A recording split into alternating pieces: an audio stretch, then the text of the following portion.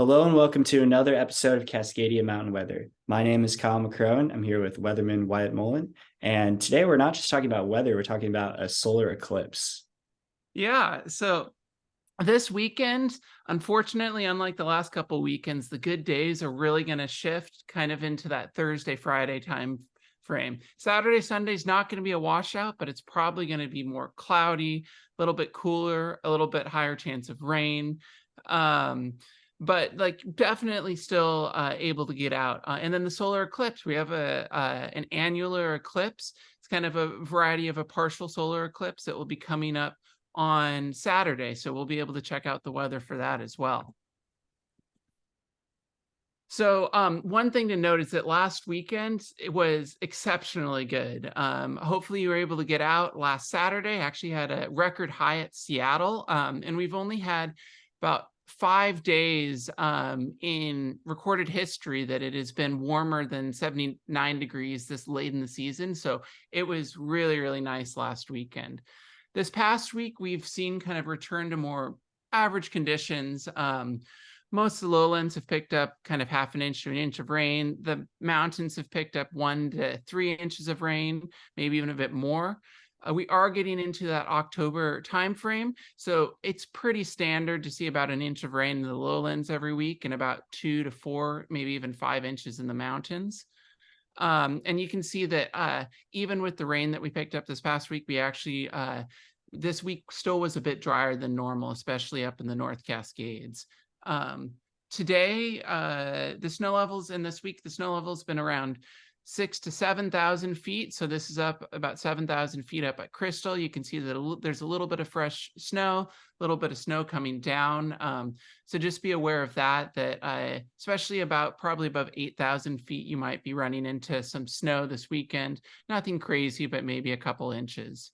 In terms of the forecast for this upcoming week, you can see that we are going to have kind of two systems. This is the wide scale imagery, and this first system will run through Friday night, and the second system, which is a little bit stronger, will run through Saturday night. And so that's going to bring our chance for rain after the next couple Thursday, Friday, which are going to be really beautiful.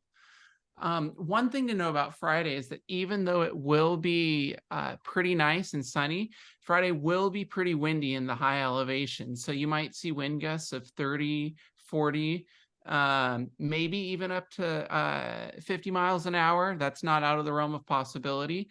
It'll be strongest on Friday morning, but then in the afternoon, it will drop down. So just be aware of that if you are trying to get ahead of that rain, you might be running into some stronger winds. We can see that this is the rain forecast kind of moving in late in the afternoon, late in the evening, Friday and overnight. Just a couple of showers really moving through the area. This is 8 a.m. Saturday. And then this actually runs out, but you can see that also that is the case this is kind of 6-hour precipitation for overnight on like Saturday night into Sunday. So once again, we're going to be seeing a little bit more rain, especially out towards the Olympics. That Saturday night is going to be maybe upwards of an inch of rain. So if you're planning on camping out there, just bring your rain gear.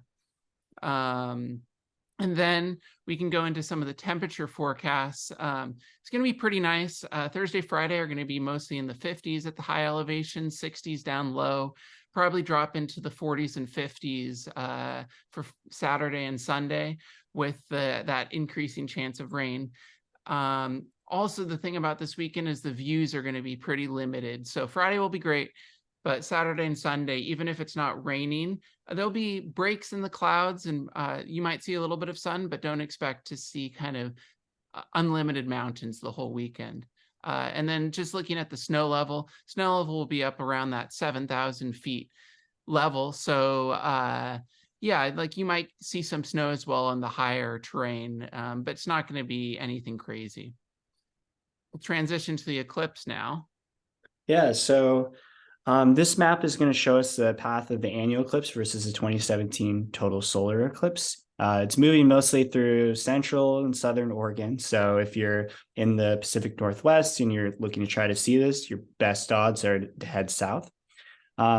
What's the difference why between like an annual solar eclipse and the 2017 total solar eclipse? Yeah, so we can look at this image. So this is basically what you could expect to see in an annular solar eclipse. Um, Basically, the sun and the moon don't have perfectly circular orbits, or we don't have a circular orbit around the sun, and the moon doesn't have a perfectly circular orbit around us. And so what happens is that at different times, in this case, basically the sun is going to be a little bit closer to us, so a little bit bigger, and the moon is going to be a little bit further away from us, so a little bit smaller. And so it doesn't block out all the light from the sun, as you might expect from, or if you saw the 2017 eclipse. So what that might mean is that if you are going to see it, just be aware that you still will need some protective glasses to see it, because you can damage your eyes. It's still going to be quite bright. 99% of the sun's light blocked, or 98% of the sun's light blocked, the sun is still quite bright. Definitely. One thing that can be kind of cool is this: if you look through kind of tree leaves, if you have that opportunity, you can see these, even if you're not looking directly at the sun, you can see these crescent shapes or these ring shapes that will pop up. Okay, so this graphic shows how the solar eclipse will appear in Seattle. So you can see the moon is like moving across the sun, and it's never going to quite completely cover it here in Seattle. Then let's look at Eugene, Oregon. So the path's a little different. The moon pretty much completely covers the sun, but you can still see that light's getting around the edges. Yeah, and so we can look at the forecast. And it does look like, if you're on the west side in Western Oregon, you might be out of luck. It looks like there might be a couple chances for some gaps in the clouds. So this is looking at sorry.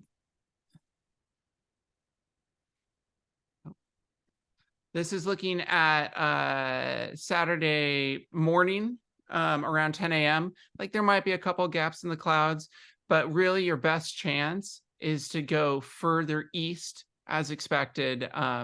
And so if you really want to see your best chance, it's probably to go out into Nevada and Utah, but maybe Eastern Oregon has a decent chance. So lots of Washington's been obsessed with Larch Madness over the last few weeks. We think that last weekend was probably the peak of the golden larches, and especially with the high winds on Friday, a lot of the larches are going to be shedding their needles in the windy and more stormy weather. So if you want to get out, to the east side, there probably are still some golden larches, but it's definitely trending down in the fall colors in the alpine. Now, that being said, the western larches, the lower to mid elevation larches that are commonly found at Blewett Pass or maybe over by Leavenworth, anywhere between 2,000 and 5,000 feet, those are just starting to get going. They're lime green right now, and they'll be really beautiful in the next month or so. Additionally, the low elevation colors are really getting going. It feels like it's been a really great year for big leaf maples. We've seen some beautiful aspen groves over in river valleys on the east side. So the leaf peeping season is really just getting going. So if you're looking to get out this weekend, I think there'll be a lot of beautiful hikes. Yeah, that's the nice thing about being in the Cascades and having so much elevation, is that, it starts early and it just keeps going and going.